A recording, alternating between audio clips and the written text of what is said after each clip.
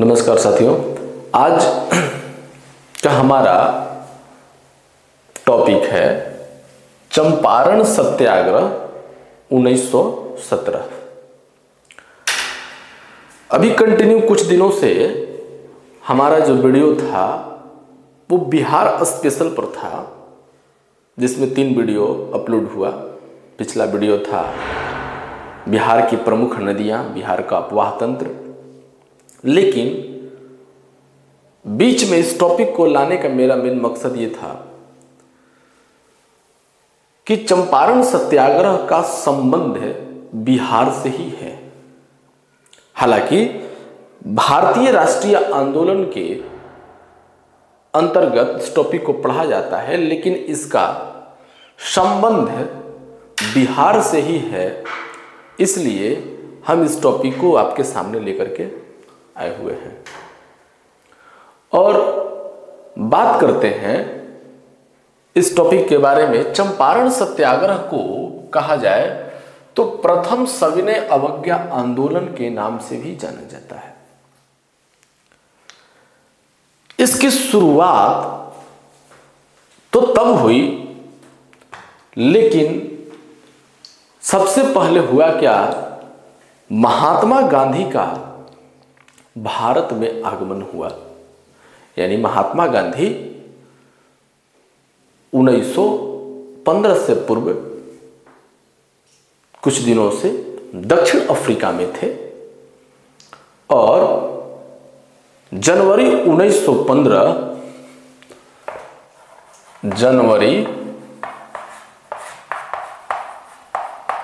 1915 में दक्षिण अफ्रीका से भारत आते हैं। तो उनकी दक्षिण अफ्रीका की उनकी सफलताएं जो है भारत में अत्यंत लोकप्रिय बना दिया। दक्षिण अफ्रीका में चूंकि हालांकि उन्होंने बैरिस्ट्री किया था, दक्षिण अफ्रीका में भी उन्होंने बहुत सारे ऐसे कार्य किए हैं जिस पर आप वीडियो हम बनाएंगे, देखेंगे, उसके बारे में बताएंगे आपको। महात्मा गांधी के बारे में कहा जाता है कि केवल भारत के सिर्फ शिक्षित व्यक्ति ही नहीं, बल्कि भारत का एक आम व्यक्ति, एक सामान्य जनता भी गांधी जी के बारे में भली भांति परिचित हो चुका था कि गांधी जी बहुत उच्च विचार, उच्च मानसिकता वाले व्यक्ति थे। गांधी जी ने निर्णय लिया, जब वो भारत आए तो उन्होंने निर्णय लिया कि लगभग अगले 1 साल तक समुचित देश, पूरे भारत का हम भ्रमण करेंगे और जन सामान्य की, जो आम लोग हैं, उनकी स्थिति का स्वयं अवलोकन करेंगे। ऐसा गांधी जी ने निश्चय किया। उन्होंने यह भी निर्णय लिया कि फिलहाल वे किसी राजनीतिक मुद्दे पर कोई सार्वजनिक कदम नहीं उठाएंगे। भारत की तत्कालीन सभी राजनीतिक विचारधाराएं, हालांकि गांधी जी उनसे सहमत थे, नरमपंथी राजनीति से गांधी जी की आस्था पहले ही समाप्त हो चुकी थी और वह होम रूल आंदोलन की इस रणनीति के खिलाफ थे कि अंग्रेजों पर आई कोई भी मुसीबत उनके लिए एक अवसर है। उन्होंने कहा, ठीक है, अंग्रेज हमारे भारत में दमनकारी नीतियों को लागू किए हैं, शोषण कर रहे हैं, लेकिन हम उनसे ऐसे समय पर अपने हक की बात करेंगे, उनसे ऐसे समय पर लड़ाई करेंगे जब एक उचित समय होगा। ऐसा नहीं कि अंग्रेज किसी मुसीबत में है और उसी समय हम भी उसका अवसर का लाभ उठा करके उस अवसर का फायदा उठाएंगे। ऐसा नहीं करना है, ऐसा गांधी जी का विचार था। यद्यपि होम रूल आंदोलन उस समय काफी लोकप्रिय था, लेकिन इसके सिद्धांत गांधी जी के विचारों से मेल नहीं खाते थे। गांधी जी का मानना था कि ऐसे समय में, जबकि ब्रिटेन जो है प्रथम विश्व युद्ध में उलझा हुआ है और होम रूल आंदोलन को जारी रखना ऐसे समय में अनुचित होगा। उन्होंने तर्क दिया कि इन परिस्थितियों में राष्ट्रवादी लक्षण को प्राप्त करने का सर्वोत्तम मार्ग यदि कोई है तो अहिंसक सत्याग्रह। अहिंसक सत्याग्रह। उन्होंने कहा कि अहिंसक सत्याग्रह के मार्ग से ही किसी चीजों को अपने बस में किया जा सकता है। व्यक्ति का पहला कदम कोई भी अगर अपनी मांग है, लड़ाई है, तो उसको सबसे पहले अहिंसक सत्याग्रह के माध्यम से ही सुलझाने का प्रयास करना चाहिए। गांधी जी ने स्पष्ट शब्दों में घोषित किया कि जब तक कोई राजनीतिक संगठन सत्याग्रह के मार्ग को नहीं अपनाएगा तब तक वह ऐसी किसी भी संगठन से संबंध नहीं हो सकते। उन्होंने कहा कि सत्याग्रह के मार्ग को अपनाना पड़ेगा राजनीतिक संगठन को, तब उस राजनीतिक संगठन से संबंध मेरा होगा, अन्यथा उससे हमारा कोई लेना देना नहीं है। सत्याग्रह प्रारंभ करने से पहले 1917 और 1918 के आरंभ में गांधी जी ने 3 बड़े संघर्ष किए। एक तो था चंपारण सत्याग्रह, जिसका केंद्र बिहार रहा, बिहार का चंपारण रहा, और दूसरा रहा इसमें अहमदाबाद मिल हड़ताल।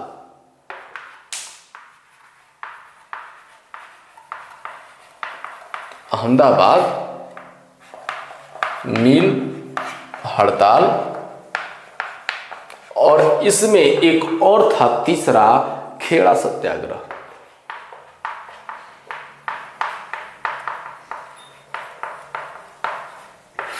इन दोनों आंदोलन का केंद्र गुजरात था। इसमें गुजरात का खेड़ा था, ये अहमदाबाद का था मामला। बात आती है महात्मा गांधी शुरुआती समय में इन तीनों बड़े आंदोलन में उन्होंने भाग लिया, और तीनों आंदोलन में उनका एक ही मेन उद्देश्य रहा, आंदोलन करेंगे तो अहिंसक रूप से और सत्याग्रह के मार्ग से करेंगे। तीनों ही आंदोलन स्थानीय आर्थिक मांगों से संबंधित थी, लेकिन अंतर इतना ही था कि अहमदाबाद का जो आंदोलन था यह मजदूरों का आंदोलन था, और चंपारण और खेड़ा का जो आंदोलन था, ये दोनों आंदोलन जो था किसानों का आंदोलन था। चंपारण सत्याग्रह 1917, जिसे प्रथम सविनय अवज्ञा आंदोलन के नाम से भी जानते हैं, इसका मामला काफी पुराना था। 19वीं शताब्दी के प्रारंभ में गोरे बगान मालिकों ने, अंग्रेजों ने गोरे बगान मालिकों ने किसानों से एक अनुबंध कर लिया, जिसके अंतर्गत किसानों को अपनी भूमि का 3/20वां भाग, अनुबंध था कि अपनी भूमि का 3/20वां भाग पर नील की खेती करनी होगी। नील की खेती करने के लिए बाध्य किया, और यही जो अनुबंध थी, इसी को 3 कठिया पद्धति,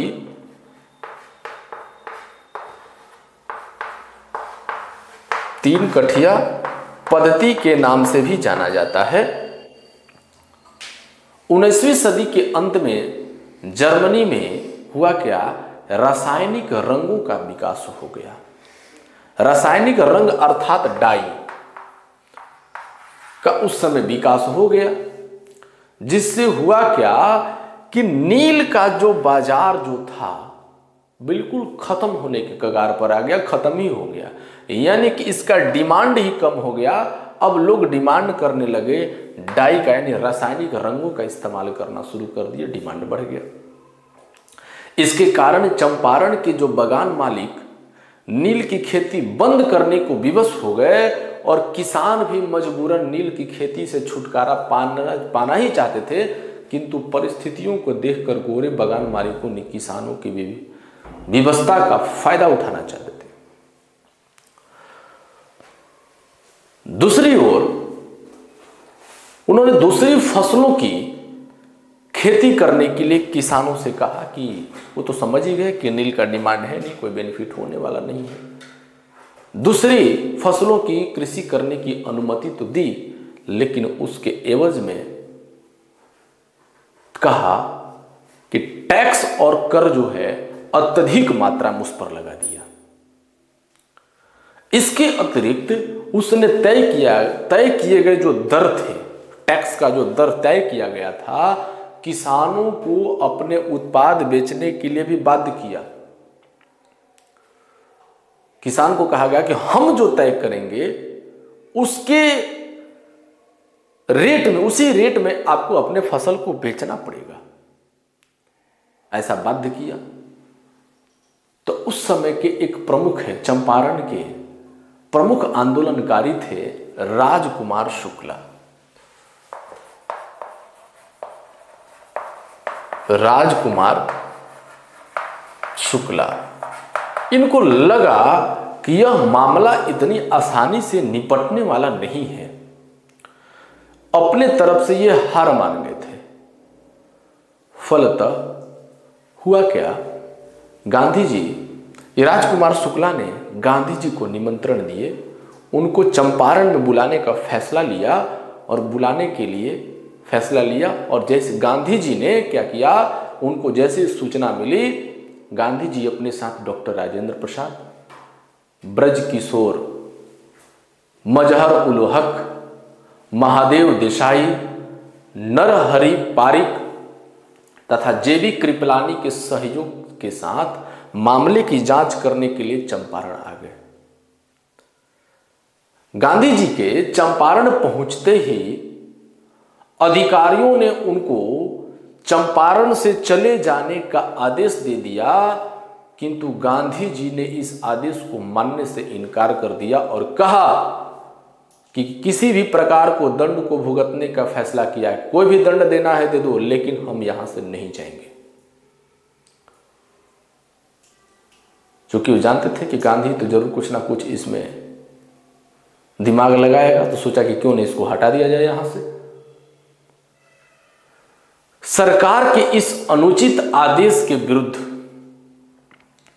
गांधी जी द्वारा अहिंसात्मक प्रतिरोध या सत्याग्रह का यह मार्ग चुनना विरोध का सर्वोत्तम तरीका था। गांधी जी के अनुसार कहा कि सत्याग्रह, हिंसक तरीके से यदि हम लोग लड़ाई करेंगे, इससे अच्छा कोई रास्ता नहीं है। गांधी जी की दृढ़ता के सम्मुख, उनके जिद के आगे सरकार विवश हो गई और अतः उन्हें क्या करना पड़ेगा, स्थानीय प्रशासन को आदेश दिया और आदेश देकर के कहा कि जो भी आदेश जारी हुआ है टैक्स को लेकर के, उसको वापस ले लिया जाए।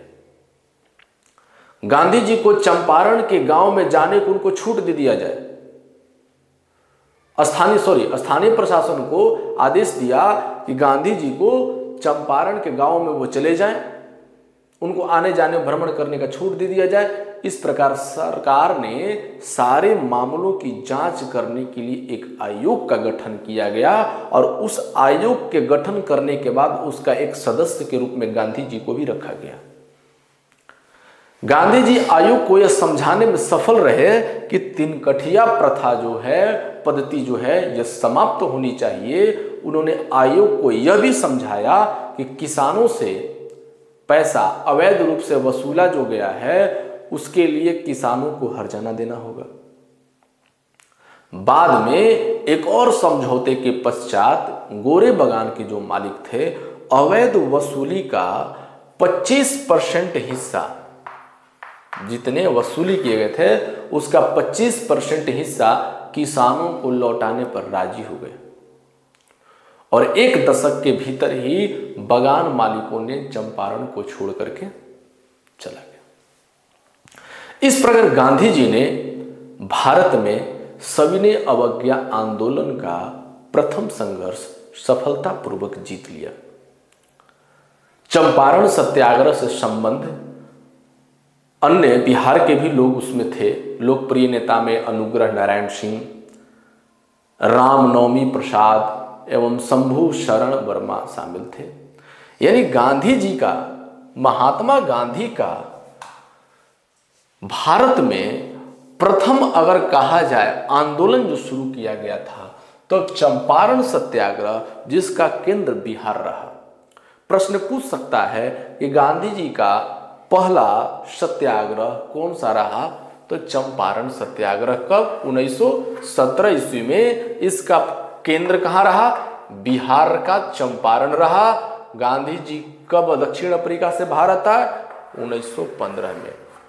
उसके बाद चंपारण में गांधी जी को इस सत्याग्रह में भाग लेने के लिए किसने बुलाया? तो राजकुमार शुक्ला ने बुलाया था। राजकुमार शुक्ला बिहार के चंपारण के ही थे उन्होंने। और गांधी जी ने किस मार्ग को अपनाते हुए चंपारण सत्याग्रह में सफलता हासिल की? तो अहिंसक और सत्याग्रह के मार्ग को अपनाते हुए। यानी 3 कठिया प्रथा के बारे में आपने जाना है। तो ये था आपका चंपारण सत्याग्रह। फिर मिलते हैं अगले क्लास में।